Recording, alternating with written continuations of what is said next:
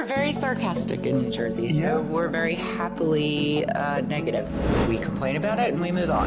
American companies start shifting away from China, and that's not going to happen immediately. It's not going to happen quickly. It's not going to happen completely. Buying this. That's right, we buy. Got to keep the world economy moving somehow. That would be us.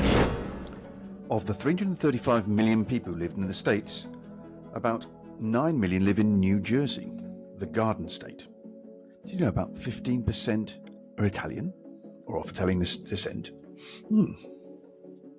Let's go and find out a little bit more about this part of the USA. Good afternoon. Here we are in New Orleans in SCN's digitalization meetup with Elizabeth Magistro. Good afternoon. Hello. So, Hi. What's a nice Jersey girl like you doing in a place like this? I came here just to be with you. Oh, very kind of you to say that.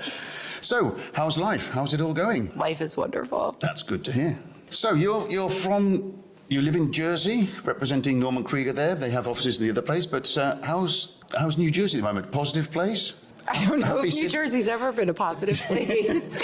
We're very sarcastic in New Jersey, so we're very happily negative.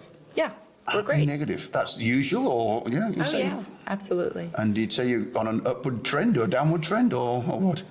I think that people in New Jersey are looking for the right mix. Some people are leaving, some people are staying, but we tend to stick with our roots for the most part.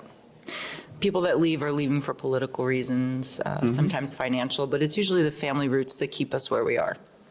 Okay, right.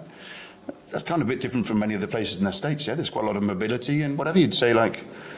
I would say so. New York, New Jersey, we are built on our roots. We stay here because our families are here. It's very different, I think, in other parts of the country where you're right. They are more mobile. They're quicker to pick up and go for a job or pick up and go for a lower expensive house. Uh-huh.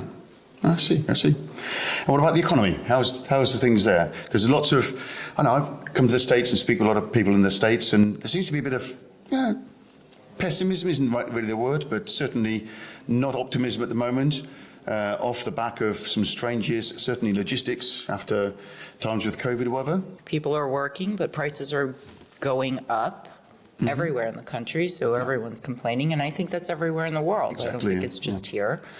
But we move on. We have to buy our food, we have to put gas in the car, so we complain about it and we move on. Do you think, like, American people around here, especially, they are less positive than you say than other countries? Because so many other countries are also suffering from food price rises and things like that. I mean, is it affecting you more than other places or less? You're kind of so much more in the spotlight and so much more looked at. I am right now, yes. I can't say. I don't know how much inflation is really affecting in other households around the world. I hear my friends, I hear my colleagues complain about it. But again, it's life. We have to deal with it and we have to figure out a way to do it. There are some people that are not fortunate enough to just move on, and they have to adjust what they're willing to spend their money on. I don't think we've quite gotten to that bottom yet. I think there'll be a reset. I do remember as a child in the 70s, we did hit that bottom. There was horrible inflation and unemployment, and people were having to make choices of what they were going to buy or when they were going to put gas in their car. And I don't see that right now. That's not the same in today's economy. Will it get down there? I don't know. We're also not as patient as we were. No, we're not. Yeah. Absolutely not. But again, that's a worldwide thing. That's not just Jersey or the States. So what about products moving in and out of the States? Is it like sort of same as everything? Like sort of everything, what you know about the economy in terms of that? It's less from China, which is being talked about a lot, and more from Mexico. Is that a real thing? Or, yeah, it is. Yeah? It's a real thing. We're seeing a lot more product coming over the border from Mexico, coming through the U.S., going into Mexico, and then coming back out as finished product. We are seeing that quite a bit. A lot more factories being built along the borders on the Mexico side. That must be positive for you guys at Norman Krieger, yeah? Yes, fortunately for us, we have our presence at the border, yeah. And that you see as like a trend which is going to continue, or a bit Yes. of just, yeah? Yeah, I think that's going to continue as American companies start shifting away from China, and that's not going to happen immediately. It's not going to happen quickly. It's not going to happen completely, but they're starting to shift away. So we're seeing the Southeast Asia, the Indian subcontinent. We're finding more in Latin America and in Europe. Our clients are buying from some of those places now. And how's that changed your workload? You're saying like things are going well at the moment because of the Mexico angle you have in Norman Krieger? Yes. Yeah. Must have been a lot of changes around finding new agents around the world and new trade routes, yeah? No, I think I have a pretty good agent structure here within SCN. I do lean on them quite a bit. We love working with them. Okay. Tell me a bit more about Norman Krieger. I mean, what are you specialising on at the moment? Is there anything particular merchandises you're seeing? Or you talk about geographical regions, but like sort of merchandise, is there anything that you're seeing more of these days? Which, Well, our company used to be known mostly for garments, yeah, yeah. right? So we are moving away from that. We're focusing on commercial. We're focusing on the third-party providers, the folks that supply the Walmarts, that supply the Home Depots. And on the export side, it's a little bit of a struggle. We're having a struggle on the export side, but on the import side, it's still coming. It's never going to stop. Absolutely, yeah. You keep buying. That's right, we buy. Got to keep the world economy moving somehow. That would be us. We will never stop buying. So that's good to hear in that case. Yeah. Economic sustainability, we're hearing a lot about that. Are you? Is it just like... Economically, It seems like real intentions there, but like I'm not too sure that's actually getting any traction. People would like to do more, but like I don't see logistics yet in a mindset which are actually becoming more sustainable or having that sort of intention there. Just maybe like greenwashing and trying to look good and say, is that how you feel about it here, or is it a bit I think different? that's how it was looked at initially, but it's starting to become more real. As our clients are asking for it, as we're moving towards it, as legislation is going in that direction, we have to. Yeah. I mean, legislation is coming in.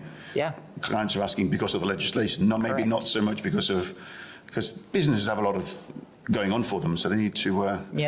But is it becoming a commercial decision as well, or You can use it, but would people go to a shop and buy a shirt which is $20 cheaper because it was $20 cheaper, or more expensive because it was environmentally sustainable, or not really the case there? I'd say it's a 50-50 split. Yeah. You have some people that are individuals that are very committed to the sustainability, and they won't go for the cheaper item. But then you have others that have the right intentions, but their wallet is telling them otherwise. Yeah, I bet, yeah. Okay, right. I'm pretty sure that's got to be the same around the world. Yeah, I think what changes a little bit is the legislation, which is in certain countries. Certainly in the States it's coming in Europe it's coming in. But again, like we've seen so many changes in legislation that you kind of don't get things changed in your logistics company until the legislation is there sometimes. Right. Yeah, a lot of us are behind the ball, and then we have to scramble to catch up because of legislation.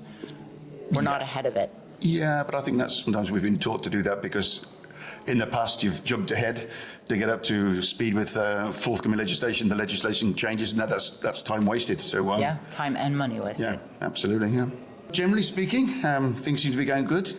Give me a number between 1 and 10 of your happiness. How happy do you think you personally are? I'd say I'm at a 7. 7. Yeah, okay. That's a fairly good number, yeah? I still love what I do. Yeah. And you're still in a Still good love place, which you like to say, despite certain issues which all countries have, like... Yeah, in spite of it all, I love what I do. I like where I'm at. I like where I work and the people that I work with. It's fun.